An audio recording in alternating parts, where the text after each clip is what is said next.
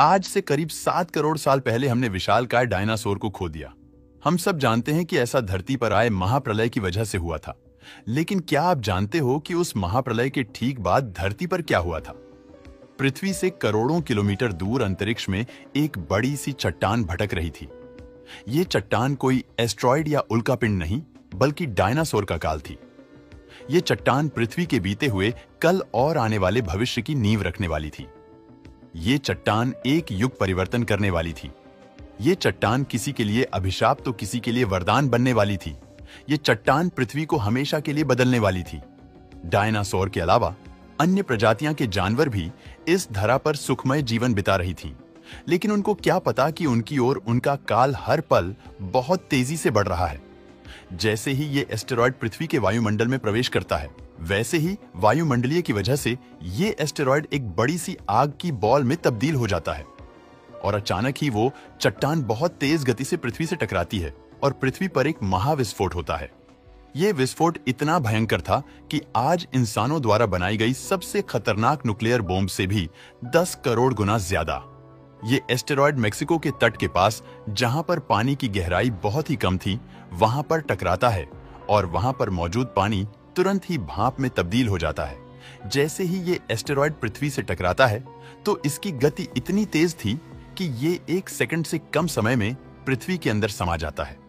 उस टक्कर में हिट इतनी ज्यादा पैदा होती है कि उस जगह में मौजूद मिट्टी और पत्थर भाप में तब्दील हो जाते हैं और वो छिटक कर सैकड़ों किलोमीटर ऊपर आसमान में चले जाते हैं।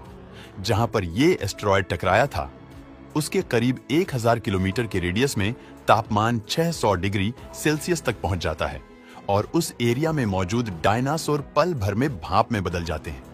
इंपैक्ट से पैदा हुई शॉक वेव इतनी तेज थी कि डायनासोर की स्किन निकलकर भाप बन जाती है। ब्लास्ट में पैदा हुई हिट से पेड़ पौधे तुरंत सूख जाते हैं और जंगलों में आग लग जाती है। इस एस्टेरॉयड ने डायरेक्टली पृथ्वी के एक छोटे से एरिया में मौजूद डायनासोर को खत्म किया था, लेकिन तबाही का असली मंजर तो अब शुरू हुआ था। पृथ्वी के एक छोटे से एरिया में हुए इस ब्लास्ट ने पृथ्वी पर एक चैन रिएक्शन को शुरू कर दिया। एस्टेरॉयड के टकराने की वजह से जो मलबा आसमान में गया था, वो अब आंख के गोले बनकर आसमान से हजारों किलोमीटर दूर उन जगहों पर बरस रहा था जहां तक इंपैक्ट की डायरेक्ट हिट नहीं पहुंच पाई थी। और इंपैक्ट से हजारों किलोमीटर दूर मौजूद डायनासोर पर वो मलबा कहर बनकर बरसा आसमान से बरस रहे आग के गोलों ने जमीन के साथ साथ आसमान में उड़ रहे डायनासोर को भी तबाह कर दिया। लेकिन असली कयामत तो अभी आनी बाकी थी। ये तो बस शुरुआत थी।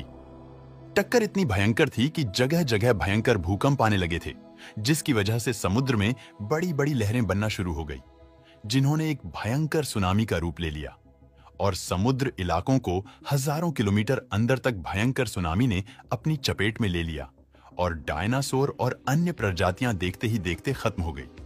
लेकिन कयामत अभी नहीं रुकी थी।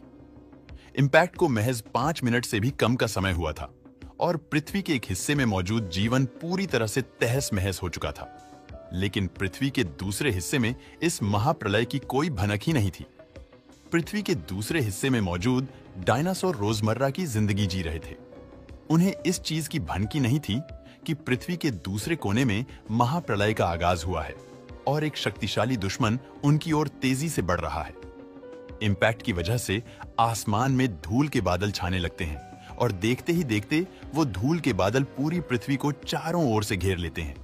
आसमान में छाई धूल की एक मोटी परत ने पृथ्वी को ढक दिया और सूरज से आने वाली रोशनी को ब्लॉक कर दिया और धूल के उन बादलों ने पृथ्वी को कुछ इस कदर घेरा कि अगले 1 साल तक सूर्य की रोशनी पृथ्वी तक पहुंची नहीं पाई, जिस वजह से वनस्पतियां और पेड़ पौधे फोटोसिंथेसिस की क्रिया नहीं कर पा रहे थे। जिस वजह से पेड़ पौधे और वनस्पतियां खत्म होने लगी। जब ऐसा होने लगा तो जो शाकाहारी डायनासोर थे और अन्य प्रजातियां के शाकाहारी जानवर थे, वो पर्याप्त भोजन ना मिलने की वजह से शाकाहारी डायनासोर और अन्य शाकाहारी जीव धीरे धीरे खत्म होते गए। जब ऐसा हुआ तो इसका प्रभाव मांसाहारी डायनासोर और अन्य प्रजातियां के जीवों पर भी पड़ा, क्योंकि फूड चेन पूरी तरह से टूट चुकी थी, जिस वजह से वो भी धीरे धीरे अपना दम तोड़ने लगते हैं और देखते ही देखते डायनासोर पूरी तरह धरती से विलुप्त हो जाते हैं और डायनासोर के राज को पूरी तरह से खत्म कर दिया। वैज्ञानिक मानते हैं कि इस महाप्रलय में जो छोटे छोटे जानवर थे, जिनका वजन 25 किलोग्राम से भी कम था, वो जिंदा बच जाते हैं। इसका कारण यह था कि छोटे जानवरों को जिंदा रहने के लिए बहुत ही कम भोजन की आवश्यकता होती, तो वह सड़े हुए डायनासोरों, फंगस और छोटे मोटे जीवों को खाकर अपने आप को इस आपदा से बचा लेते हैं। इस महाप्रलय ने क्रिटेशियस पीरियड को खत्म कर दिया और इसके बाद एक नए एरा की शुरुआत होती है, जिसे पेलियोगीन पीरियड बोला जाता है। लेकिन ये बात सच है कि हर महाप्रलय के बाद प्रकृति नए जीवों और प्रजातियां को इवॉल्व करने का मौका देती है और पुराने साम्राज्य को खत्म करता है। अब सवाल ये आता है कि अगला महाप्रलय में क्या होगा? आपको क्या लगता है, कमेंट करके जरूर बताना।